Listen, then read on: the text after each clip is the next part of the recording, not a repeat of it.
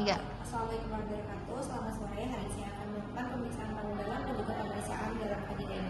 Sebelumnya saya sudah mencuci tangan dan menggunakan hand steril. Langkah pertama yang dilakukan adalah melakukan survei higien pada ibu, dilakukan dengan pembersihan labia mayat terjauh, labia mayat terbuka, labia mayat terjauh, labia mayat terdekat, vestibulum, perineum hingga anus. Kemudian setelah dilakukan survei higien, kita memasukkan tangan kita pada ibu, diawali dengan jari tengah terlebih dahulu, kemudian diikuti dengan jari telunjuk. Di sini kita mengukur pada conjugata vera atau conjugata diagonalis. Di sini dari perineum sampai dengan batas atas simfisis, kita mengukur jika tangan kita sampai pada promontorium, berarti panggul ibu sempit seperti itu. Kemudian selanjutnya adalah pemeriksaan kafum dalam. Di sini umumnya tidak ada benjolan. Kemudian spina ischiadica, di sini kita cek apakah tumpul atau lancip. Kalau lancip berarti ini adalah panggulnya sempit. Kemudian selanjutnya adalah sacrum.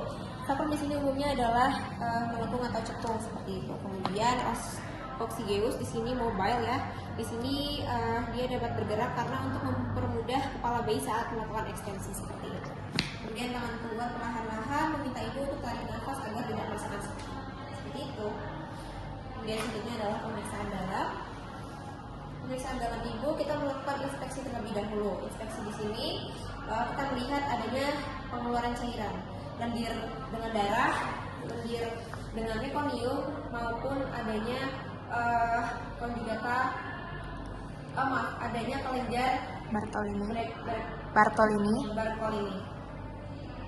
Ya, kemudian dilihat juga adanya varises atau saluran darah seperti itu. Kemudian kita memasukkan tangan kita dari jari tengah terlebih dahulu, diikuti dengan jari telunjuk, jempol tetap di luar.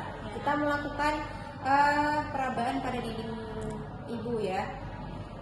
Ya, di sini kita melihat apakah berlendir atau tidak seperti itu. Kemudian adanya ruge pada ibu yang hamil pertama kali. Di sini masih banyak lipatan-lipatan otot.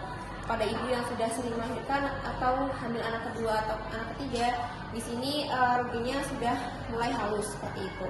Kemudian kita melakukan penilaian selaput dari sebelumnya menilai porsio terlebih dahulu, apakah lunak, kaku, tipis ataupun tebal. Nah, kemudian selanjutnya baru penilaian dari pembukaan. Di sini kita menilai apakah pembukaannya sudah pembukaan keberapa seperti itu. Kemudian selanjutnya adalah melakukan penilaian Selaput ketuban. Ketubannya sudah pecah atau belum, positif atau negatif. Kalau positif berarti belum pecah, negatif berarti sudah pecah seperti itu. Kemudian selanjutnya adalah apa lagi? Presentasi. Mengukur presentasi dari bayi. Kalau misalkan presentasi kepala, menentukan ubun kecil, sutura sagittalis itu melintang, memanjang atau seperti apa. Menelusuri sutura sagittalis, mencari ubun-ubun kecil seperti itu. Nah, kita juga dapat menentukan molase. Molase dapat menjadi 4 penilaian. Kalau penilaian 0 itu adalah sutura sagittalis yang masih berjarak seperti ini.